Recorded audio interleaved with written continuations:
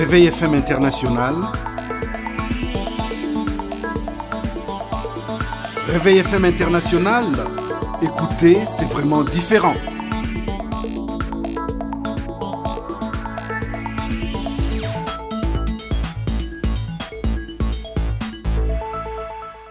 Je rappelle à l'attention de tous les collègues que le mois de janvier a été toujours dans le passé le mois de la conquête des libertés. Rappelez-vous 1959. Et même aujourd'hui 2015, des gens qui sortent dans la rue, c'est aussi pour exercer leur liberté. Mais en même temps, ce mois de janvier, c'est aussi l'année des martyrs. Nous venons d'en avoir, d'après le vice-premier ministre, il y en a 4. D'après les radios périphériques et la société civile, il y en a une dizaine. On ne sait pas qui dit vrai, mais au moins, il y a mort d'hommes.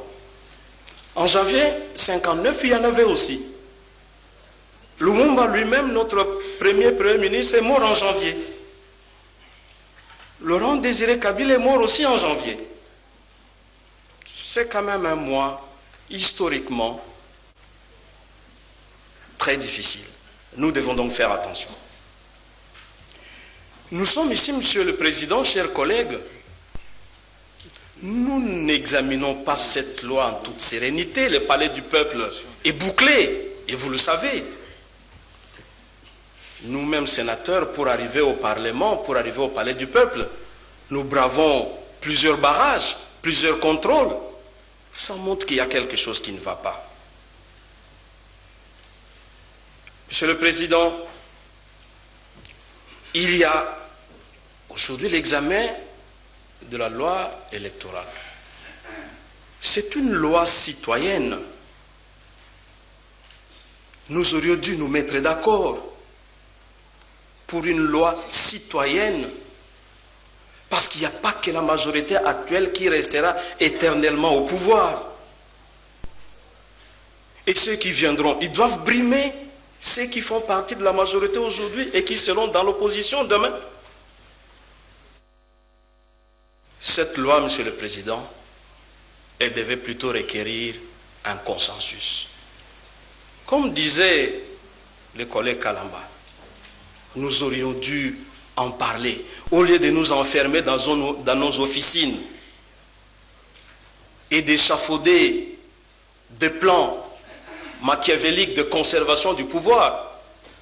Nous aurions dû en parler en homme politique, en responsable, en patriotes qui aiment leur pays et qui veulent d'un bon avenir pour les générations futures. Monsieur le Président, ceux qui manifestent aujourd'hui, on peut ne pas être d'accord avec eux, mais ils ne cherchent qu'à exercer des libertés, des droits fondamentaux qui sont garantis par la Constitution. La liberté de pensée et de conscience, article 22. La liberté d'expression, article 23. La liberté de réunion pacifique et sans armes, article 25. Le droit à l'information, article 24. La liberté de manifestation, article 26. Monsieur le Président, ce sont des droits garantis par la Constitution. En 2011, alors qu'on venait de terminer les élections, nous n'avions plus droit au SMS. Et aujourd'hui, c'est exactement la même chose.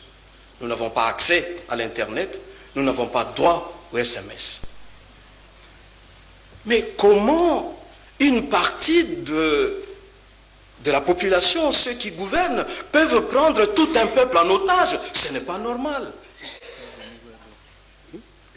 Ce n'est pas normal. La Constitution dit que les séances parlementaires sont publiques. Article 118 de la Constitution.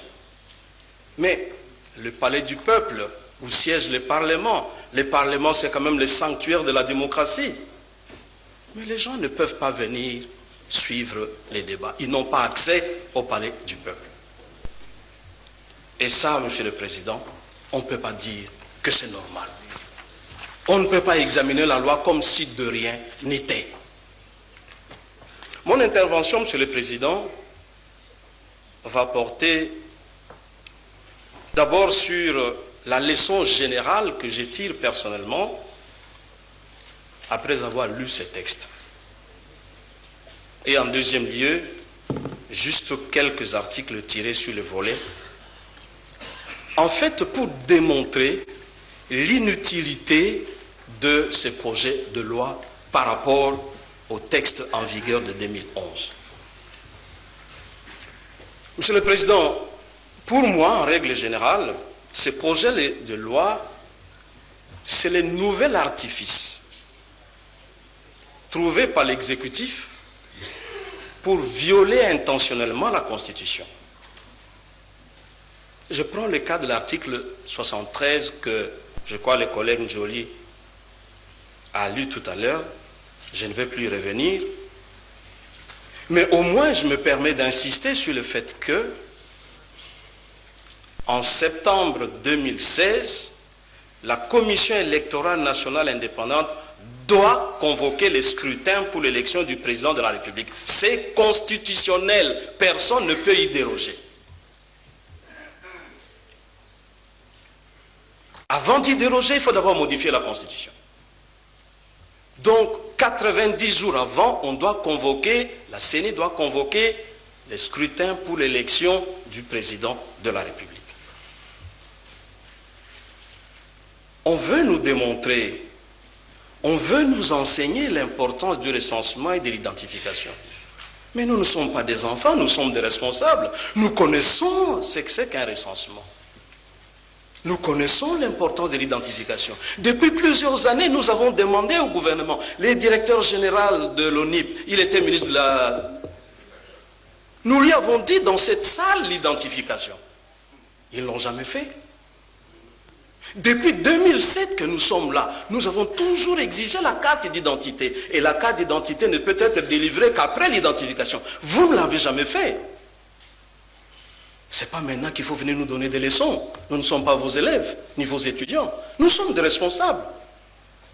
Et nous savons de quoi nous parlons.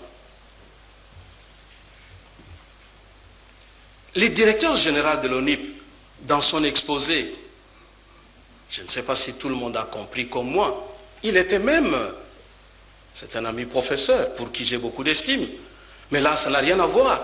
En tant que directeur général, il était un peu mal à l'aise parce qu'il ne savait pas dire je vais commencer l'opération à telle période, je peux la terminer à telle période. Donc il y a l'élasticité dans tout cela. Il y a l'imprécision. Donc on veut donc nous rouler dans la farine. On veut nous jeter de la poudre aux yeux. Et ça, nous ne l'acceptons pas. Un membre du gouvernement a même dit, mais l'élection présidentielle peut se tenir en 2017. Il n'y a pas de problème. Le ciel ne va pas nous tomber sur la tête. Mais puisque les sénateurs, ils sont au-delà de leur mandat. Mais, Monsieur le Président, chers collègues, Monsieur le Vice-Premier ministre, comment vous pouvez tenir de propos aussi irresponsables? Comment un membre du gouvernement peut tenir de propos aussi irresponsables? Est-ce que la Constitution et les lois de la République ont-elles conféré aux sénateurs le pouvoir d'organiser leur propre élection? Si c'est le cas, donnez-nous l'article de la Constitution qui confère aux sénateurs le pouvoir d'organiser leur propre élection. Mais vous ne pouvez pas vous prévaloir de votre propre turpitude. Si nous sommes là, ce n'est pas parce que nous le voulons, c'est parce que ceux qui devaient organiser les élections ne l'ont pas fait. Ceux qui donnaient de l'argent à ceux qui organisent les élections ne l'ont pas fait. Il ne faut pas utiliser ça comme un motif de propagande pour dire que voilà, vous êtes là depuis 3 ans, depuis 8 ans et ainsi de suite. Mais nous ne sommes pas là parce que nous le voulons. Il n'y a personne qui a pris des armes pour s'imposer et rester au Sénat. vous n'avez pas été capable d'accomplir vos tâches, vous ne pouvez pas vous en prévaloir. Et la Constitution dit, le mandat de sénateur commence à la validation des pouvoirs par le Sénat et expire à l'installation du nouveau Sénat. Ça, c'est l'article 103, 105 de la Constitution. Et c'est la même chose d'ailleurs pour les députés, l'article 103, que le mandat du député commence avec la validation des pouvoirs et se termine dès l'installation de la nouvelle Assemblée nationale. Mais il n'y a pas eu un nouveau Sénat, vous n'avez pas organisé les élections. Il ne faut pas raconter n'importe quoi.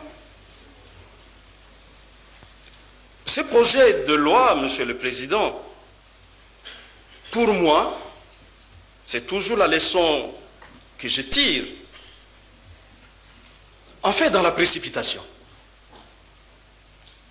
Parce que depuis 2012, un député de l'opposition a déposé à l'Assemblée nationale une proposition de loi. On n'a pas voulu en tenir compte. Et en septembre 2014, le gouvernement dépose un projet de loi. Et le bureau de l'Assemblée nationale est dans l'impossibilité de faire passer le projet du gouvernement alors qu'il y a une proposition sur laquelle le bureau s'était assis depuis plus de 2 ans. Et quand les députés retirent sa proposition de loi, une proposition du reste tripatouillée, vous le savez, ça a été dit par l'auteur. Et voilà comment on nous amène en catastrophe, en 5e vitesse, un projet de loi. Et on voudrait en plus que nous puissions adopter ce projet de loi sous pression.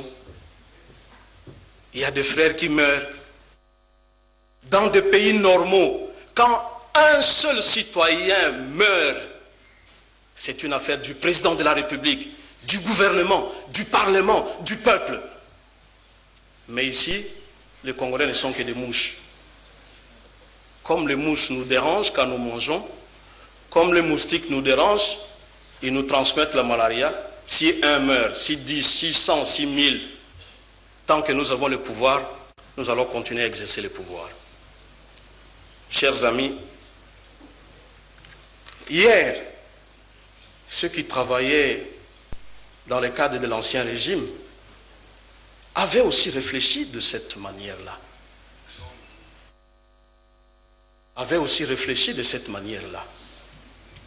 Je crois que nous devons tirer les leçons du passé. Ça n'arrive pas qu'aux autres. Monsieur le Président, pour moi, mon intime conviction, après la lecture de ce projet, c'est que les auteurs de ce projet de loi, ne sont pas à l'écoute du peuple. Ils ne vivent pas sur la même planète que nous. Ils ne vivent pas dans un même pays que nous appelons tous République démocratique du Congo. Parce que sinon, ils auraient pris conscience de ce que les gens disent, de ce que les gens pensent. C'est tout simplement des stratégies de conservation du pouvoir pour le pouvoir. Mais nous voulons, Monsieur le Président, sortir le Congo du Gondwana. Nous voulons, et quelqu'un l'a dit ici, je crois que c'est le directeur général de l'ONIP, et là je suis parfaitement d'accord avec lui, il faut que ce pays redevienne un pays normal. Et mon collègue Ché également l'a dit. J'ai toujours dit que le Congo est un pays anormal. Et tout ce qui se fait aujourd'hui montre qu'on est toujours un pays anormal. Donc, je pense que lier l'organisation de l'élection présidentielle au recensement n'est pas une bonne chose, c'est une grosse erreur. Le directeur général l'a répété plusieurs fois. Mais c'est le travail que moi je fais. Il a toujours été fait. Après moi, il se fera. Et il a parfaitement raison. Parce que le recensement administratif n'est pas nouveau. Je vais vous rappeler, chers collègues, que répondant à une question orale de notre collègue Ramazani, le ministre de l'Intérieur, celui qui venait de quitter le gouvernement, Richard Mouyej, devant cette tribune, nous a communiqué les chiffres des différentes provinces, chiffres obtenus dans le cadre du recensement administratif.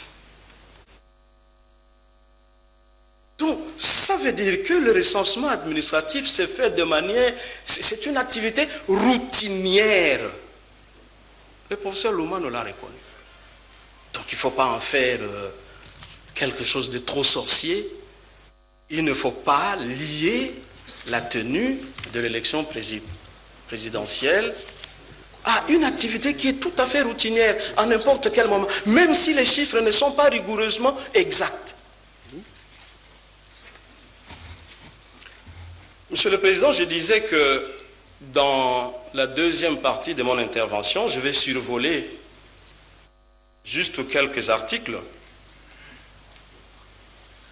Je m'arrête sur l'article 5. Je suis d'accord avec le gouvernement pour que les Congolais de l'étranger puissent enfin exercer l'un de leurs droits. Voter. Mais je crains que cela ne soit un vœu pieux. Monsieur le Président, lors des concertations, parce que tout le monde revient sur les concertations, chacun revient un peu sur une phrase, mais on ne voit pas l'esprit général, l'ensemble des recommandations. Mais il y avait une recommandation qui demandait au gouvernement de prendre une série de mesures de facilitation au bénéfice de nos compatriotes qui vivent à l'extérieur. Parce que chaque fois qu'ils viennent ici, ce sont des tracasseries administratives, d'abord dans les ambassades là-bas, et ici en arrivant, des tracasseries policières. Ça, je demande vraiment au vice-premier ministre de me dire, de décliner un certain nombre de mesures qu'ils ont prises à cet effet. Parce que si déjà, vous n'avez rien fait pour leur faciliter le déplacement, pour qu'ils viennent dans leur pays, même s'ils sont belges, français, américains, mais nous avons aussi des belges, français, américains qui sont ici au pays. Et aussi, ils ont le droit de revenir rendre visite aux membres de leur famille. Là, je voudrais aussi m'arrêter sur l'article 69,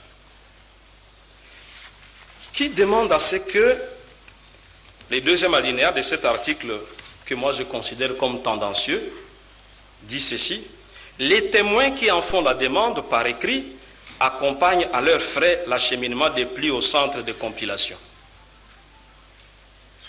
Donc ça veut dire que là, c'est une disposition qui est prévue pour les candidats fortunés et les autres qui n'ont pas de moyens. Ils vont accompagner comment? Et surtout que c'est à leurs frais. C'est aussi l'occasion, Monsieur le Président, de poursuivre la tricherie, comme nous l'avons vu en 2011. Monsieur le Président, l'article 103 traite de l'élection du candidat président de la République. J'aurais aimé, puisque nous modernisons notre pays, j'aurais aimé qu'on ne devienne plus président de la République à 30 ans. J'aurais aimé aussi qu'on élève un peu le niveau de formation d'un président de la République. À l'ère de la mondialisation, la complexité des problèmes environnementaux, la complexité des problèmes de gouvernance, la complexité des problèmes économiques, de développement. Mais là, on maintient toujours les niveaux au niveau des graduats. C'est quand même regrettable. On augmente le frais de dépôt pour le candidat président de la République à 100 000, plus de 100 000 dollars, parce que 100 millions de francs, ça fait un peu plus de 100 000 dollars. Donc nous devons nous battre pour être au gouvernement, parce que le gouvernement va nous donner des moyens pour être en mesure de payer 100 000 dollars. Donc, ne peut devenir chef de l'État que celui qui a des moyens.